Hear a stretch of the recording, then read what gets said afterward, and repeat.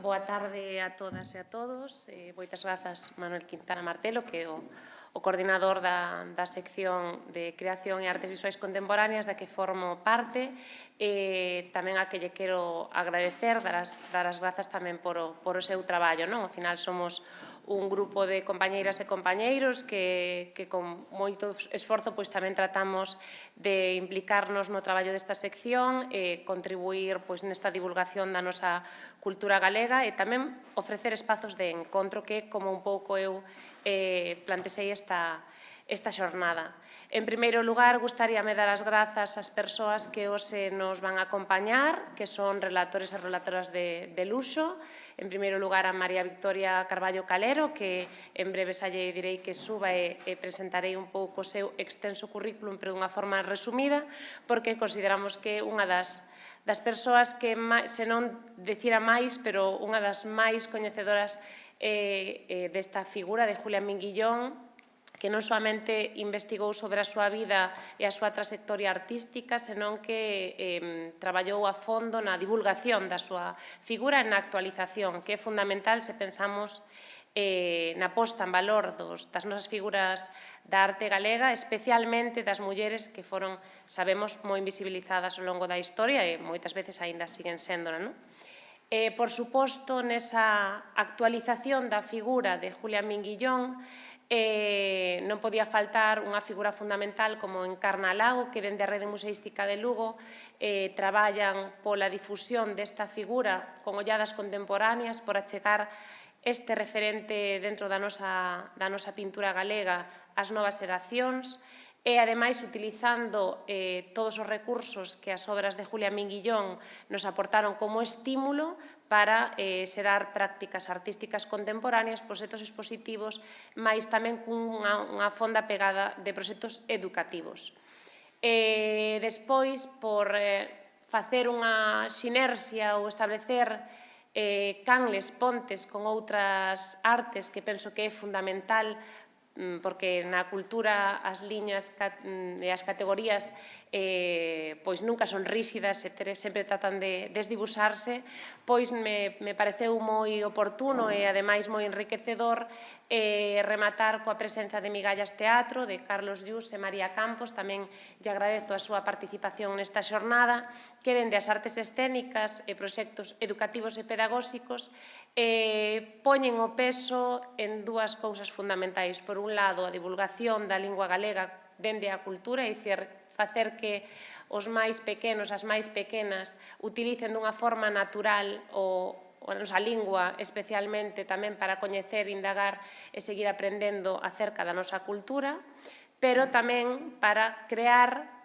referentes femininos dentro da cultura galega. Eles teñen moitos proxectos relacionados coas referentes mulleres dentro da pintura e da escultura, para crear eses referentes para que as nenas e nenos teñan referentes femininos dentro das artistas, e o fan dende prácticas sempre lúdicas, pensando nun público familiar e democratizando tamén a cultura contemporánea. Tamén me parecía moi interesante poder ter esas olladas máis contemporáneas, pero que conversen moito coa educación, coas artes escénicas, coa pedagogía e, por suposto, co ámbito dos museos. Vou a convidar a María Victoria Carballo Calero que suba conmigo para poder presentala. Ela vai a dar unha pequena conferencia que vai a ser máis un percorrido máis académico sobre a vida e a trayectoria de Julia Minguillón, para que podamos achegarnos máis á súa obra, pero tamén ao que supuso ser unha artista pintora, tamén no seu momento incluso escultora, no seu momento que evidentemente supuso un acto tamén de resistencia e de reivindicación do papel activo das mulleres na arte, para deixar de ser sempre obxectos de representación e pasar a ser suxeitos activos que representan, que crean e que transfiren tamén coñecemento, que crean coñecemento. Bueno, para presentar a María Victoria Carballo Calero, que non faría falta porque é sobradamente coñecida en Galicia, ela é catedrática de Historia da Arte Contemporánea da Universidade de Vigo, académica da Real Academia de Belas Artes de Galicia, e correspondente das Reais Academias de San Fernando, en Madrid, e Santa Isabel de Hungría, en Sevilla. É decana da Facultade de Historia pola Universidade de Vigo, vogal do Padroado do Centro Galego de Arte Contemporánea, da Fundación Otero Pedrallo e das Comisións de Patrimonio da Xunta de Galicia e do Concello de Ourense. Como vedes, moi implicada sempre coas institucións galegas, especialmente aquelas vencelladas coa educación e coa cultura. As súas liñas de investigación son a arte contemporánea, a arquitectura e a cidade. Entre os seus múltiples libros e publicacións, Julia estivo moi presente nalgunhas das publicacións máis coñecidas. En 1984 publica un libro co título desta autora, Julia Minguillón, pero forma tamén parte esta autora de outros libros como Julia Minguillón e Maruja Mayo, El reencuentro coa modernidade e la posguerra, publicado en 2001, e neses outros libros de catalogación de arte galega tamén estaba presente esta artista. De feito, seguramente nas conversas despois con Encarna pode xurdir a importancia que tiveron tamén estas publicacións para a nosa cultura. Sen máis, deixo vos con ela, agradecerlle moito que forme parte desta xornada e moitas gracias.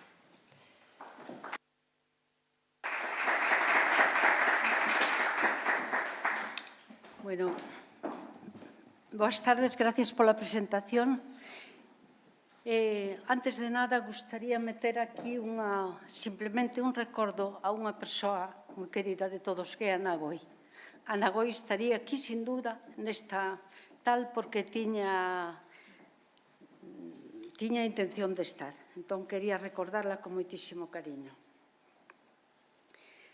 Bueno, o que a mí se me cargou foi facer unha especie de marco xeral da obra de Julia, porque é evidente que esta pintora, prácticamente todo o mundo sabe que foi autora da Escola de Doloriñas, pero pouco máis.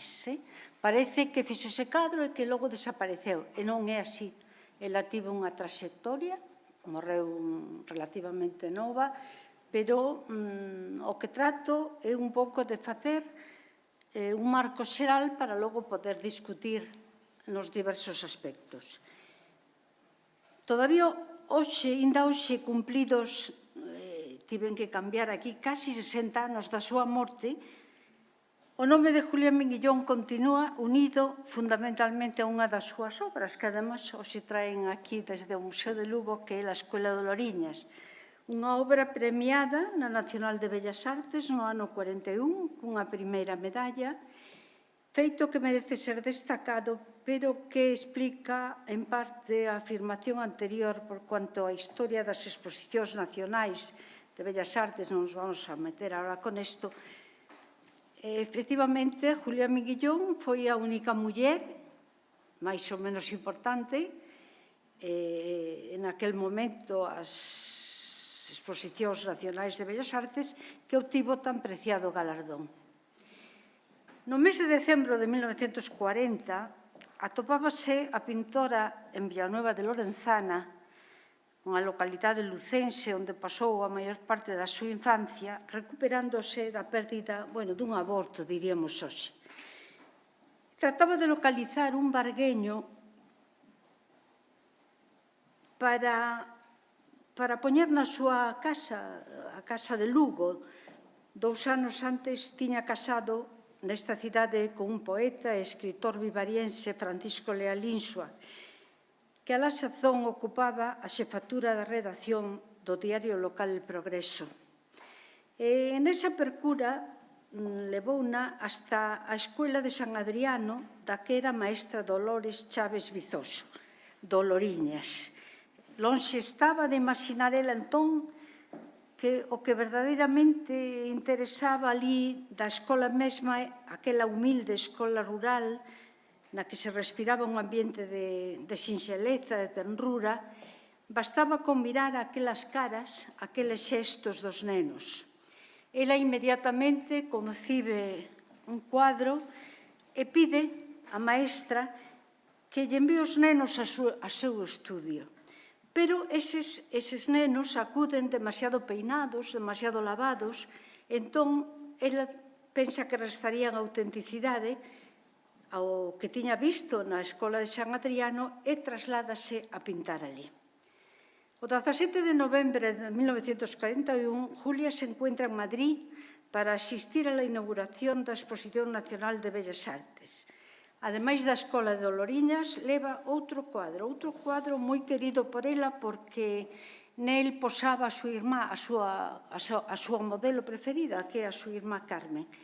É o cuadro La Virgen del Aire. A Escola de Oloriñas, de Julia Meguillón, es una de las obras que merecen quedar. La poesía fragante y melancólica de la escuela pueblerina está evocada con sobriedad pictórica ejemplar. Aquellas 12 cabezas de niños viven, sueñan, piensan con una fuerza y una delicadeza a un tiempo, como pocas veces hemos visto en la pintura española contemporánea. Cito esto porque esto lo escribe nada menos que Lafuente Ferrari, que era en este momento el crítico más importante, más, como luego será Moreno Galván en otra época.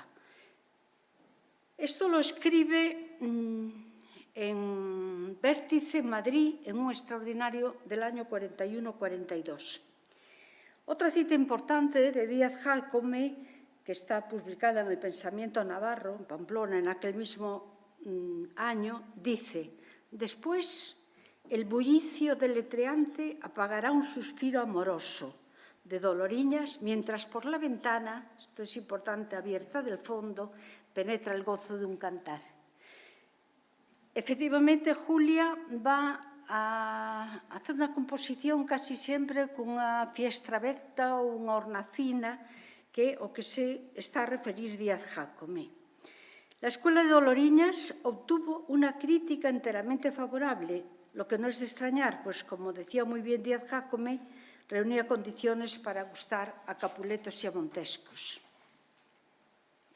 Leal Insua, o seu home, esposo da pintora, recibía el 6 de novembro un telegrama de Julia co seguinte texto: «Gané Tila, abrazos».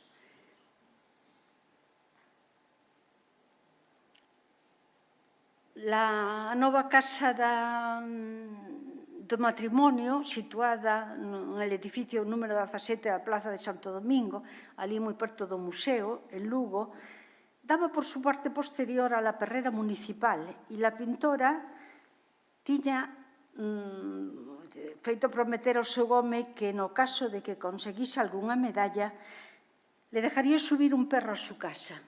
Eu veré porque este, aunque logo volvamos aquí, esa é Tila, esa é a Tila, que así se chamaba a elexida. Aparece en uno dos seus mellores retratos, precisamente un retrato vendido en Ourense, cando había Caixa Ourense, nunha exposición que fixen eu ali, marcaron este cuadro que hoxe parece que está na banca. Cando 10 anos máis tarde, en agosto do 51, morre o animal, o matrimonio xa vivía en Lugo e Julia ofrece un cuadro a quien le proporciona un pequeño espacio mirando al mar para enterrar a Tila.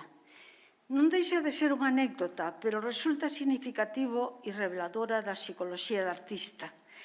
Porque quero chegar ao punto. Luís Pimentel, o grande poeta lucense, gran amigo da pintora, tamén gran amigo meu, bueno, máis ben do meu pai, pero que coñecí personalmente, dedicaría uns versos a este animal morto que terminaban con aquela estrofa tan bonita que di: «Yo, en mi postrer viaje, pasaré por ese camino de brisa y otra vez pondrás sobre mis rodillas tu mano blanca de dulce lana». Pero volvamos á Escola de Oloriñas.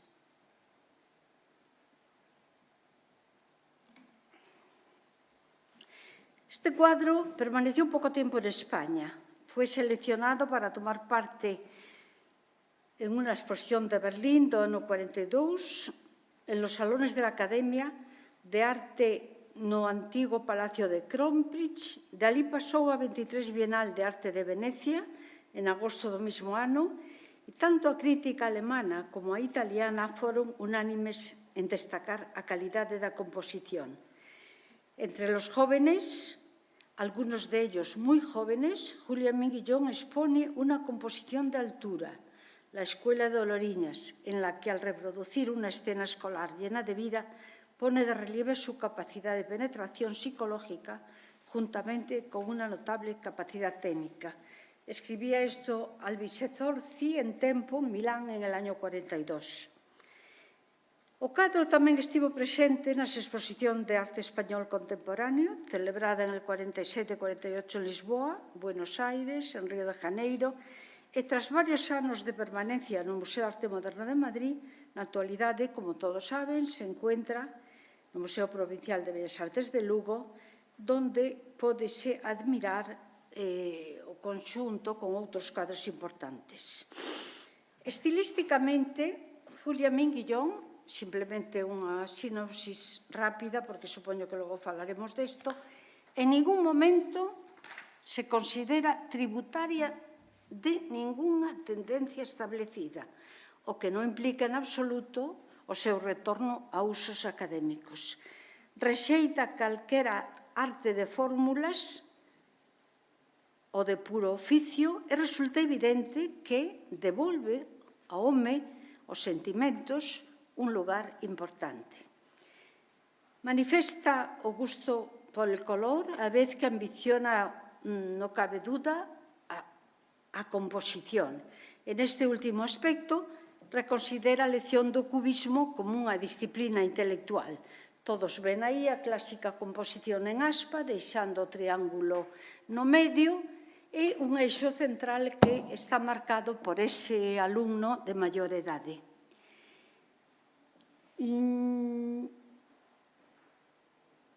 Ela sempre é discreta na execución, apoiada moito na potencia da liña e na arquitectura da forma.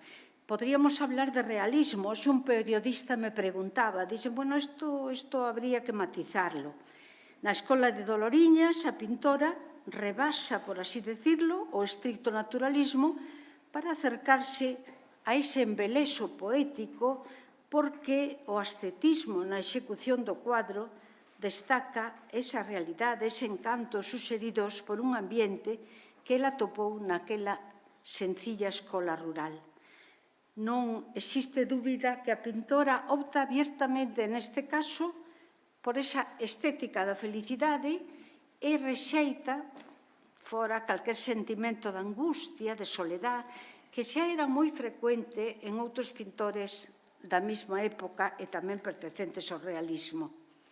A materia é sobria, os tonos apagados, o soporte, por se alguén non o sabe, eran simplemente dúas tablas, un contrachapeado que está unido no medio. A composición se estrutura xa en aspa, dividida en dous, e con un eixo moi claro. Nada máis lonxe, pois, das disolucións mentales do surrealismo ou de aquel neoexpresionismo apaixonado e arrollador, tendencias que por aquel entón, estamos no ano 40, na década dos 40, con toda a problemática que había na pintura española, tendencias que entón coexistían e que evidentemente tiñan unha importante proyección no panorama artístico da época. Bien, simplemente recordar que Julia, 1906-1965, hija de Federica Minguillón Iglesias, farmacéutico establecido en Villanueva Lorenzana, e de Emilia Iglesias López, pertencía a unha arraigada familia lucense. Era a maior de 4 irmáns, Marcial, Carmen, León, que veremos no retrato, que serán modelos habituales. Os seus primeiros anos transcurren en Villanueva de Lorenzana e, ainda non tiña 9, vai vivir a Burgos ca a súa tía Amelia, que tamén vai aparecer un cuadro importante, hermana do seu pai, e casada co coronel de enxeñeiros León Los Santos Cabrera. Alí comeza a debuxar. Con esos tíos se traslada a Valladolid, donde ten o seu primeiro profesor de debuxo, José Castro Cires, baixo da cuya dirección realiza as primeiras acuarelas. E en 1923 regresa a Lugo e vai pintar o retrato de Cascarilla co que vou iniciar a primeira etapa. Hoxe no Museo Provincial e gracias al que consigue a beca da Diputación para estudiar na Academia de San Fernando. Traigo aquí isto que me ha facilitado mi colaborador Jorge Varela aquí presente e que, como ven, está publicado en Estampa, unha publicación de 1929, onde aparece, moi interesante, onde aparece Julián Minguillón nunha clase de escultura, porque efectivamente ele empezou estudando escultura, de aí que se explique, por exemplo, retratos como este, e logo vai para a pintura. Ben, entón, a primeira etapa, ao meu modo de ver, iría del retrato de Cascarilla, aquí presente, a ese outro cadro que está aí, Mi familia. Até 1927, ano no que pinta o retrato de Cascarilla, un popular vendedor de periódicos de Lugo. Este cuadro estivo exposto a xente que hai aquí relacionada con Lugo nos escaparates de Kiko, el famoso Bazar Kiko. Todo o mundo veía aquel Bazar Kiko. É o que lle sirve para logo ter a beca e marchar a San Fernando. Até aquí, a obra de Julia se reduce a 2 autorretratos pintados a lápiz, 6 retratos de persoas do seu entorno e algún que outro tanteo no campo da paisaxe. Xénero que Lugo abandona, isto é importante, até o ano 42. Trátase de debuxos a lápiz, aguadas, acuarelas, e en todos eles queda patente a súa admiración, tamén confesada, por Zuloaga, o que, curiosamente, ela non vai conocer hasta o ano 34 como motivo de Exposición Nacional de Belas Artes, donde concurre con un cuadro, Jesús con Marta y María, un boceto, porque o cuadro está perdido, e que vai, efectivamente, obter unha terceira medalla. Unha terceira medalla e, a verdade, os comentarios da crítica moi favorables. Até esa época, a obra de Julia vai adquirindo consistencia e títulos como Éxtasis, La Rara, Sonrisa, El Caracol, pois preceden a Jesús con Marta y María. Nesa exposición, Guillermo de Torre, que sempre comentaba as exposicións nacionais nunha publicación, Diablo Mundo, escribe: pronto, aire, busquemos algún respiro atisbando los posibles pintores de calidad que pueda haberse extraviado por aquí. Por ejemplo, una revelación. Todo salón colectivo, ved que somos justos, la tiene. Y aquí la revelación es femenina. Julia Minguillón. Su cuadro Jesús con Marta y María, ahí tiene el boceto, es armónico, finísimo, transido de delicadeza y poesía. Vou ir un pouco a prisa. Al estallar a Guerra Civil, Julia, finalizados os seus estudios, regresa a Lorenzana e ali prácticamente aislada pinta durante largos anos. Títulos como Autorretrato en grises, La niña y la mariposa, que la vi por aí, que regala un cuadro moi curioso porque se lo regala Prieto Nespereira, pertenecen a esta etapa. A correspondencia mantida de decembro do 37, con que máis tarde vai ser o seu marido, é reveladora das súas inquedanzas. Por ela conocemos, por exemplo, a preferencia que sentía pola súa irmá Carmen como modelo, que posará para la Virgen del Aire, para María de Magdala e, por suposto, para el retrato de Carmen e el cuadro La familia. É unha época na que Leal Insua, dende Lugo, envía tubos de colores, telas moi difíciles de conseguir, pense que estamos na posguerra, e incluso fíos cos que Julia cose os seus propios vestidos, pero sobre todo la anima constantemente, pois ela entendía a depresión. No ano 39 vai ser outro dos anos claves na vida da pintora. Comeza unha das obras máis ambiciosas, que é esta, el cuadro La familia. Non sei se teño un boceto do mesmo, non. Por outra parte, o ano en que contrae matrimonio e vai vivir para Lugo. Esa remata unha primeira etapa, a meu modo de ver, e inaugura outra na que xa en posición da primeira medalla prepara a primeira exposición individual, que inaugura en Madrid no Salón Goya del Círculo de Bellas Artes o 19 de febreiro do ano 45. El Marqués de Lozoya preside el acto, o que tamén acuden, entre outros, personalidades do mundo da arte e da cultura, como Sotomayor, Santa María, Eugenio d'Ors, etc. A grande novedade, e aquí xa empeza unha faceta menos coñecida, a grande novedade desta exposición a constitúen as paisaxes, hasta 30 paisaxes de Viveiro, Lorenzana e Lugo. Trátase de rincóns urbanos unhas veces, outros mariñáns, outros rurais. Parque de Lugo, por exemplo, en outoño é pintado moitas veces. E os primeiros paisaxes son de Viveiro, do ano 42, os de Lorenzana do 43 e os de Lugo do 44. O primeiro deles é a Casa do Laboreiro, do 42, e, como todos os deste ano, está pintado en Viveiro. Hasta entonces, este xénero tiña utilizado simplemente como fondo dos retratos, de composicións, e era visto frecuentemente, como lles decía ao principio, a través dunha ventana, dun balcón aberto, pero agora tenemos aquí, por exemplo, o Campo de los Gitanos, desta primeira etapa, Callejón de los Ferreiros, el Río de Junquera, La Niña e la Cabra. Son unha serie de exemplos de paisaxes rurais ou de rincones urbanos vivarienses. Aquí, Julia está buscando intencionadamente unha realidade e podemos decir que hai un componente de primitivismo como nota dominante e unha técnica neoimpresionista. Coido que son algunhas das características máis acusadas.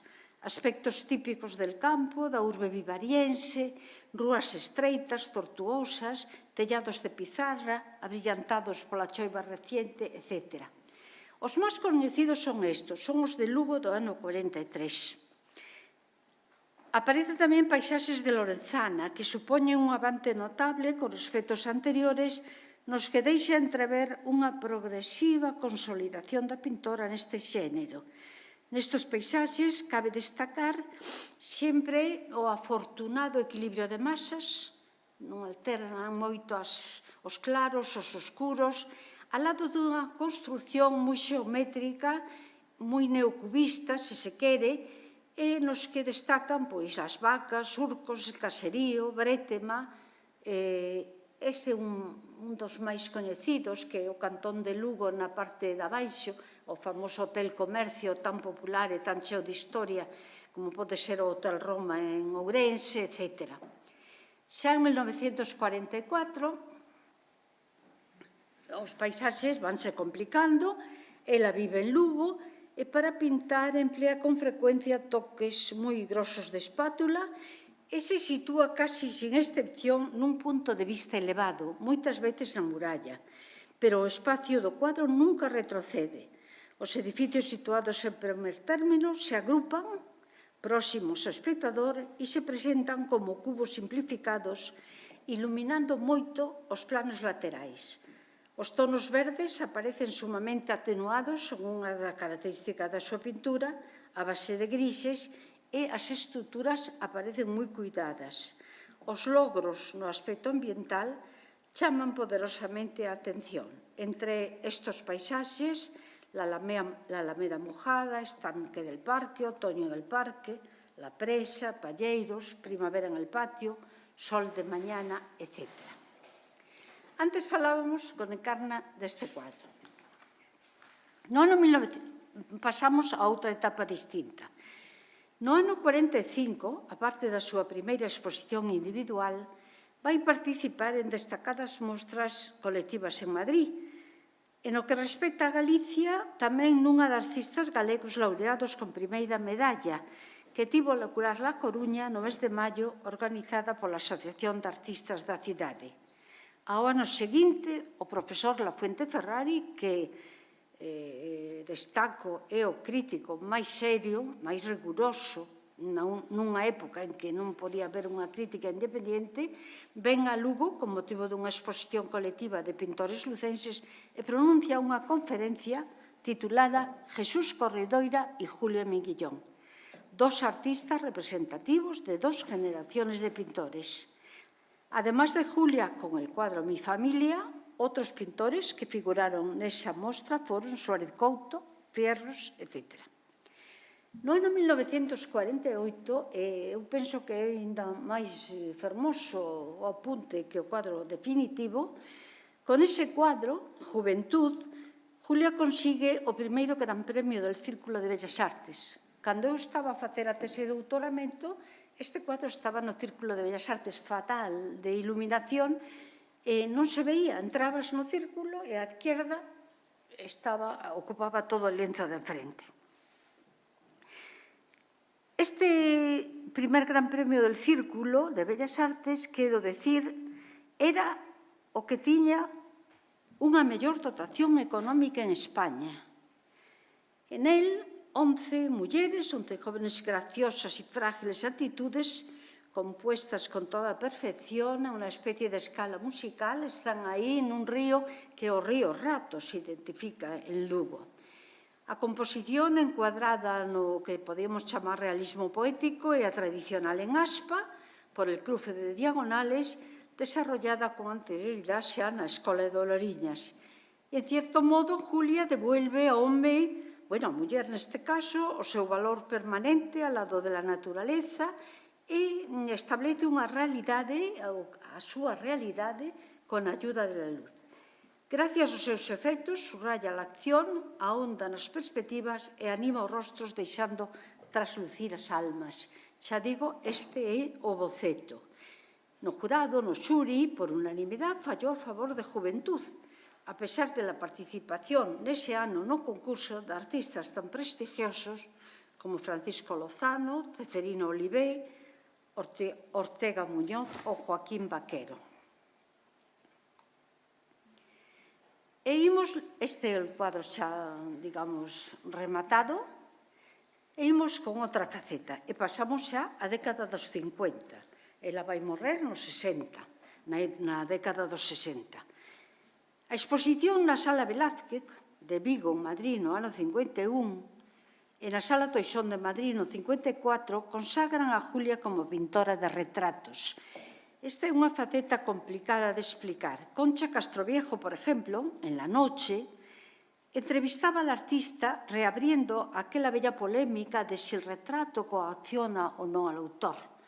Pero, en realidad, digo eu, non eran xa realmente retratos na Escola de Doloriñas, familia, etc.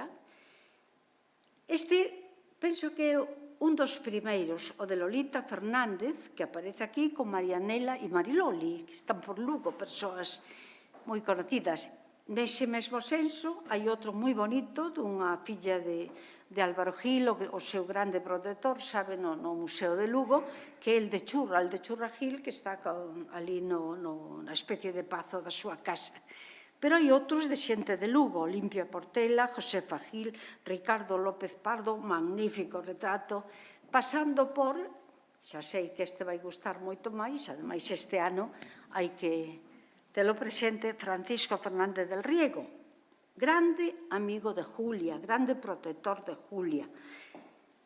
Nese ámbito estarían tamén os de Pilar Pombo, de Asunción Montenegro, persoas vinculadas a Lugo ou a súa provincia e cos que cabe moi ben expoñer ou seguir a línea evolutiva do seu retrato. Os primeiros son realmente composicións nos que a pintora non se centra de forma exclusiva na figura do retratado, casi sempre cun balcón abierto, polo que se aparece, se vislumbra unha paisaxe, un cadro que divide normalmente en dos partes por unha diagonal, como é tradicional, a figura ou figuras ocupan unha parte, mentras que a outra se destina preferentemente á paisaxe. E logo vai insistindo, vai centrando a súa atención no retratado, inda que, por exemplo, neste, tan bonito, tan fermoso de Fernández del Riego, sigue a figura nesta parte de aquí, partido diagonal, e logo aquela outra parte pola que se vislumbra a punta de Rodeiro de Lugo. Pero é obvio que a paisaxe vai perdendo entidade en favor do suxeito retratado.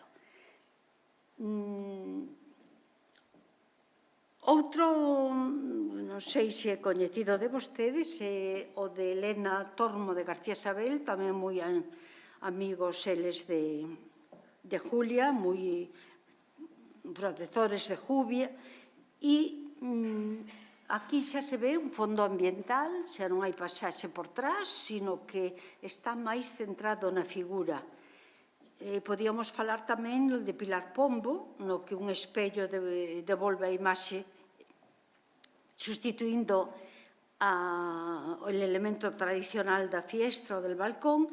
E, por último, retratos, xa digo, de Olimpia Portela, de Ricardo López Pardo, no que xa centra toda a atención no estudio da figura e prescinde de canto poda distraerla do mesmo. A persona retratada vai adquirindo cada vez máis ese exclusivo protagonismo.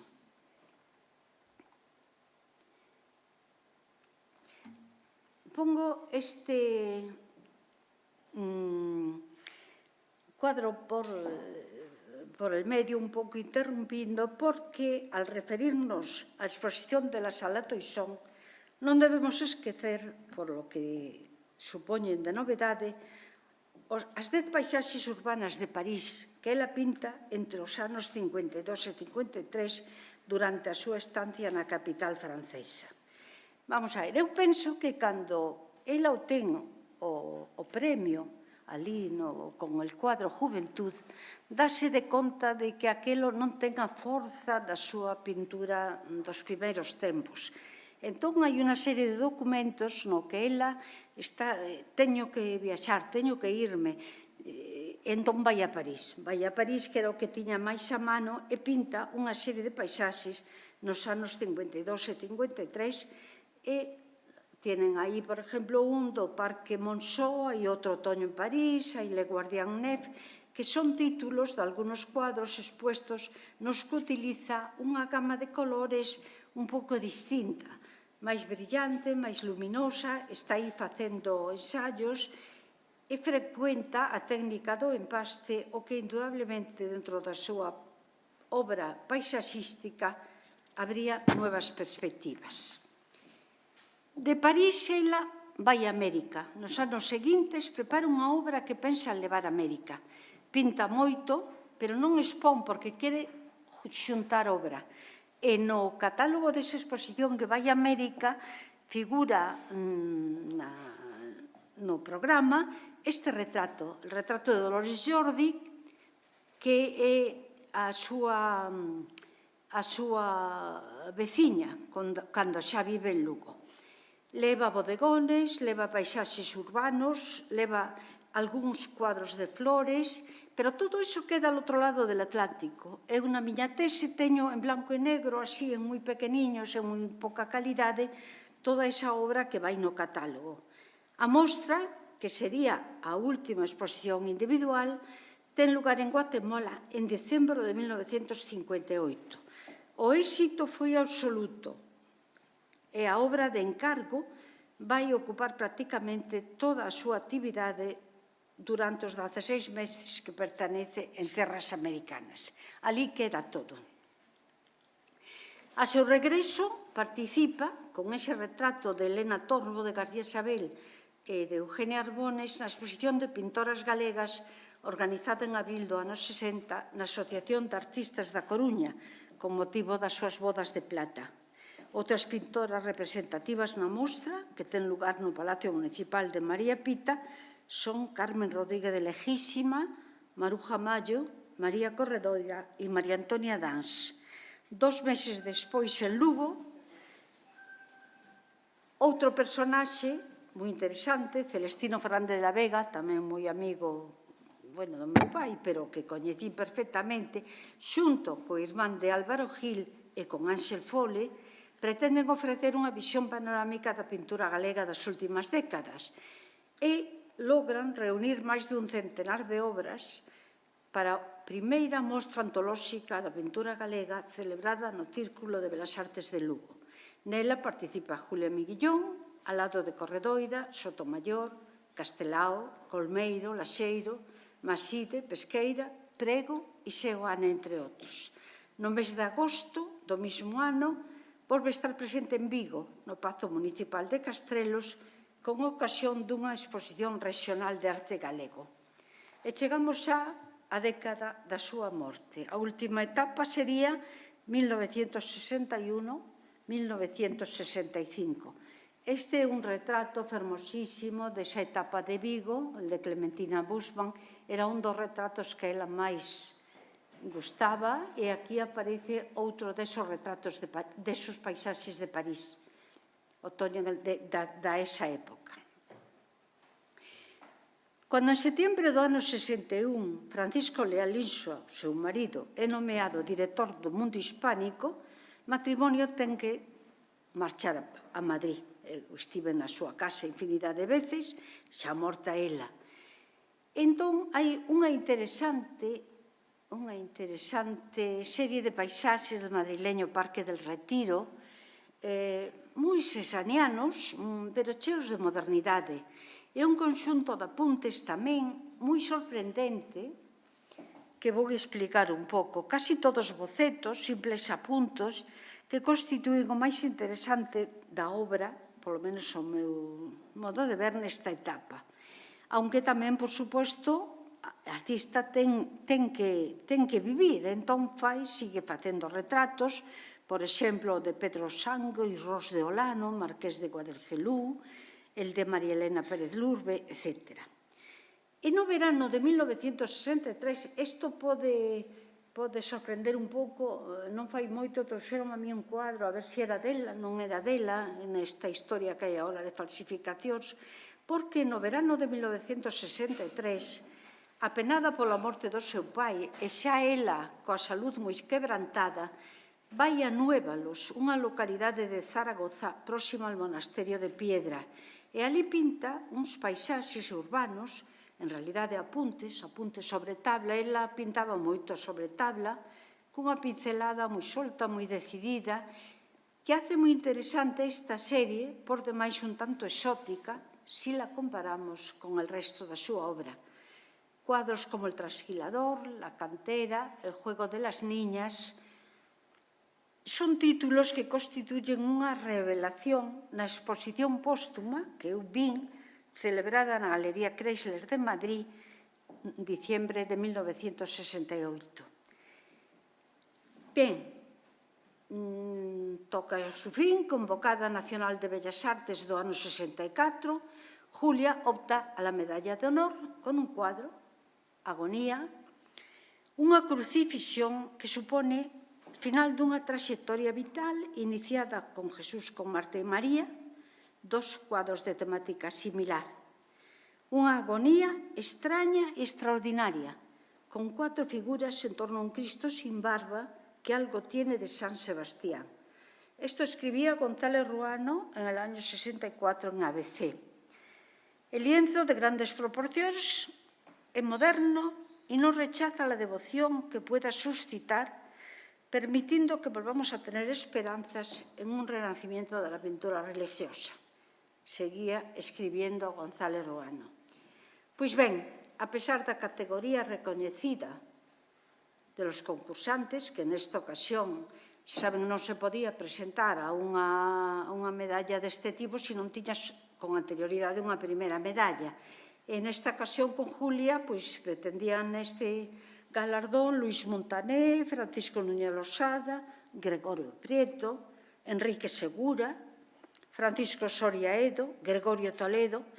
Non hai que esquecer, ya digo, que para optar a la medalla de honor era preciso estar en posesión da primeira medalla, pero, a pesar de todo, el premio foi declarado deserto. Un ano despois, o 22 de agosto de 1965, fallecía a pintora en Madrid. Con Julia Minguillón hemos perdido, e hai que decirlo así, porque su futuro se presentaba todavía prometedor. Yo creo que aí a xente que di, pero por que pasa con Julia? Por que non se siguió hablando de Julia? Pois uno de los valores máis puros de la pintora española contemporánea escribía nada menos que el ilustre académico José García Nieto. Xa remato aquí, pero quería decir simplemente a título personal que a trayectoria artística de Julia se caracteriza pola estabilidade, polo equilibrio e é xeradora en todo momento dunha dialéctica de serenidade, de orden, que pode seguirse a través das súas paisaxes, dos seus retratos, dos seus cuadros de composición presentes nas exposicións e, sin dúda, poden apreciálo quen visite, quen vexa a súa obra. Cicais, nese período entre 1934 e 1964. Por iso, eu un pouco titulei isto Imaxes silenciosas.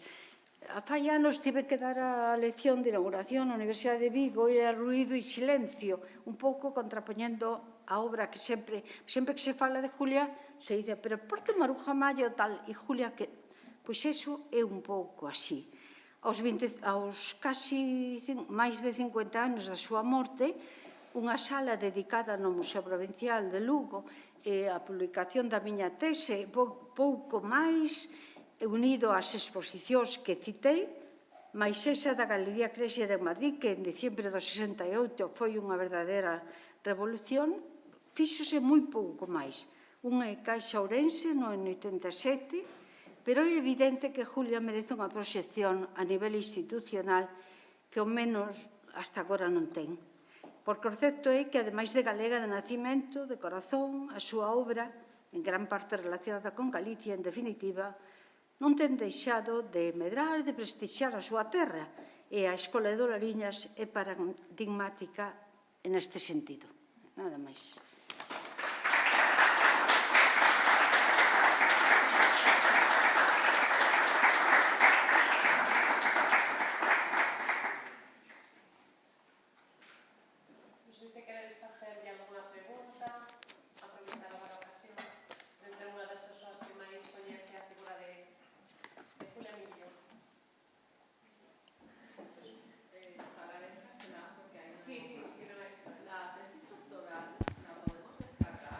No te oigo muy bien. Perdona.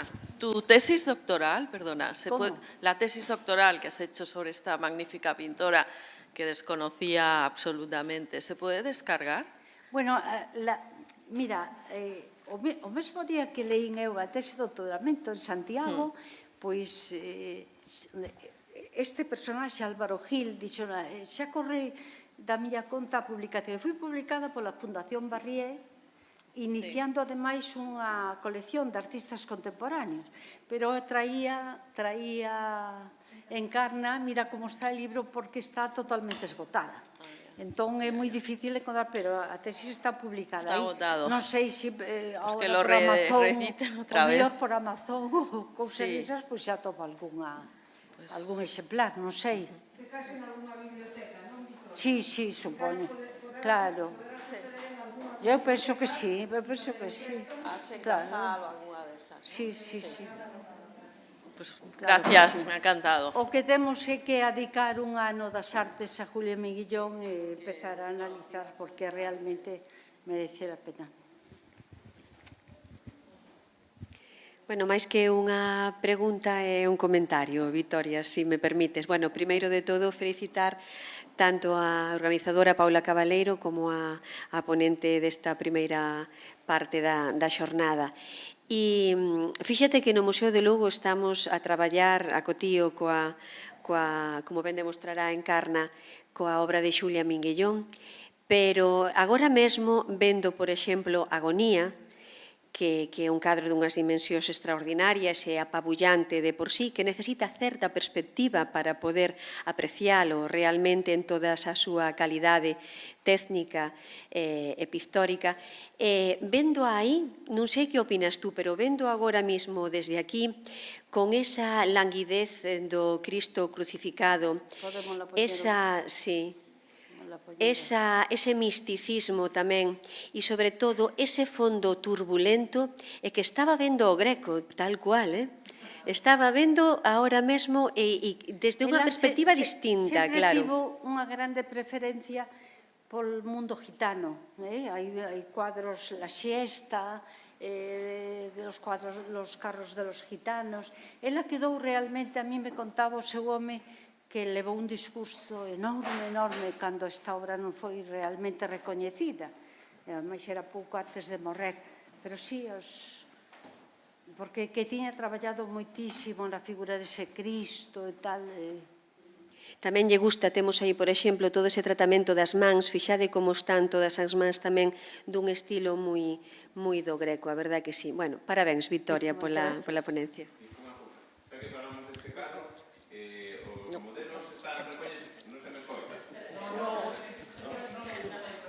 Para que se grabe. Sí, os modelos están recoñecidos. Por exemplo, este que tes aquí é Isaura. Isaura era unha muller que cuidaba delas, unha muller empleada, pero amiga, e que está tamén no cuadro do río, a Cármena. E para estes dous, sabemos, digo no libro, que posaron dos gitanos que ela buscou por ali para...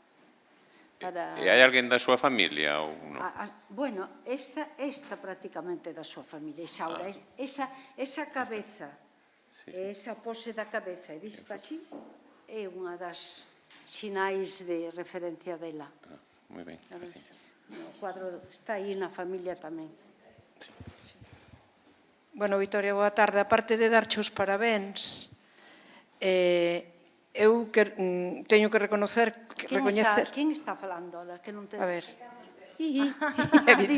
A parte de darche os parabéns, eu tuve unha imensa sorte de que me aproximaron a través da familia que vivía en Lugo, un pouquiño a Xulia Minguillón, pero moi pouco, é dicir, a gas da Escola de Doloriñas, nada. Entonces, cando naquela exposición que fixo Rosario Sarmiento, a arte invisible, causou sensación. Sí, a arte invisible, ese cadro que para min é o que máis me gusta, é unha cuestión personal, que se chama Lavandeiras no río, o río, Xuventude, de todos, eu escoitei de todos os nomes, non? Ese, que quedei tan... A mí me impresionou ese cadro. Aquí tamén, ti que falabas de modelos, están todas identificadas. Claro, está Conchita Pardouro, a súa irmá Carme, Isaura, todos. É que a mí me impresionou, entre outras cousas, cando descubrín, porque aí está unha parte da mocedade de Lugo. Claro. Están aí moitas mozas de Lugo. E podo decirte, apuntarte, que moitas que ela pintou en principio totalmente desnudas, tiveron que poñerlle aí algo de tapada porque cando tal non querían. Entón, ela levou un disgusto, xa ves que algunha ten así como un velo, outra, porque claro... É que para min ese cadro... Ti que falabas de modelos, esta é a súa irmá Carmen, por aí esta é a de sempre, Isaura, que aparece... Esta é a do Cristo, a mesma postura, pero negativo. Están aí, aquí podía falar do asunto do espello na auga, etc. Pois eu a que quería preguntarche, que a min ese cuadro me parece unha ruptura total, hai que situalo na sección femenina, na represión franquista e no papel da muller. Hai que situalo aí, as que xa temos unha idade sabemos moi ben o que era todo eso. A Santa Cruzada, a sección femenina e o franquismo, hai que situalo aí.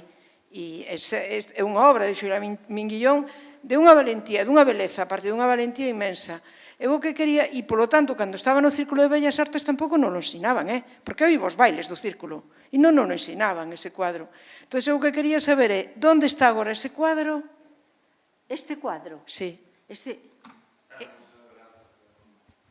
Claro, este cuadro era o que decía, mira, Encarna, este cuadro estivo moitísimo tempo, que non se veía.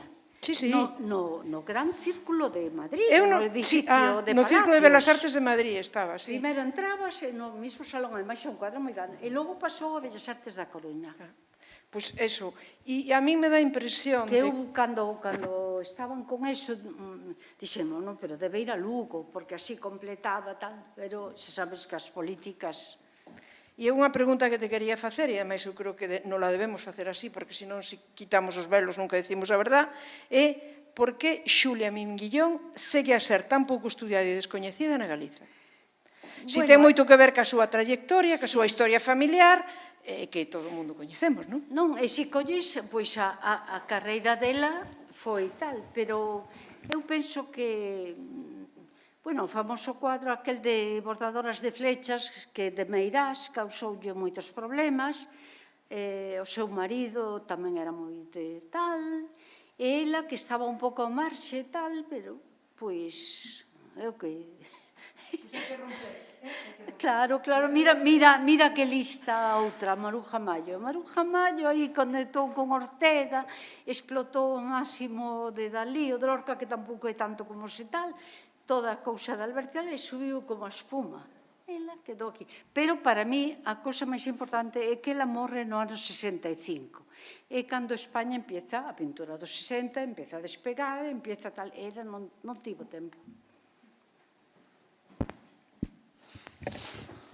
Bueno, moitísimas gracias, María Victoria, porque a verdade é que foi... Non sabía como enfocalo, pero... Pero penso que descubriches obras e facetas máis descoñecidas de Julia, evidentemente a miña familia ou Escola de Loriñas pois son referencias que temos máis presentes, pero toda a súa faceta de paisaxista é brillante.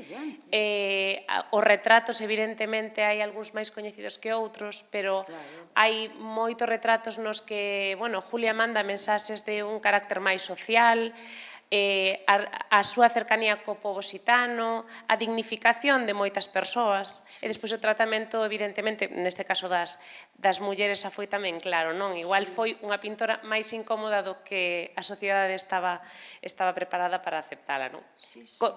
Concordo que merece unha celebración das artes, claro, do Día das Artes Galegas para Julia Miguillón, porque a verdade é que... Separar unhas cousas de outras que non teña nada que ver, claro. Evidentemente. A artista pasouno moi mal, porque, por exemplo, a Escola de Loriñas é que, xa te digo, un contrachapado e o marido mandáballe, porque non había colores, non había cuadros, e ela saca ese cuadro de aí. Pois unha pintora tan brillante que fixo tanto por a pintura galega debería de ser tido e recoñecida por aquela medalla de honra que igual tivera cambiado as cousas ou se tivera un pouquiño máis de tempo na súa vida porque estaba nunha etapa todavía moi brillante. Vamos a facer un pequeno descanso para que tamén, bueno, en Carnalago Carlos e María de Migallas Teatro tamén se posicionen. Podemos facer unha presentación conxunta para que sexa máis en formato de mesa e ao final concentrar as preguntas e tamén se ao final de todo hai algunha pregunta para María Victoria, tanto do público como por parte do resto das persoas relatoras tamén o podemos facer, se che parece ben. Moitas gracias e iso, 5 minutiños de descanso e voltamos.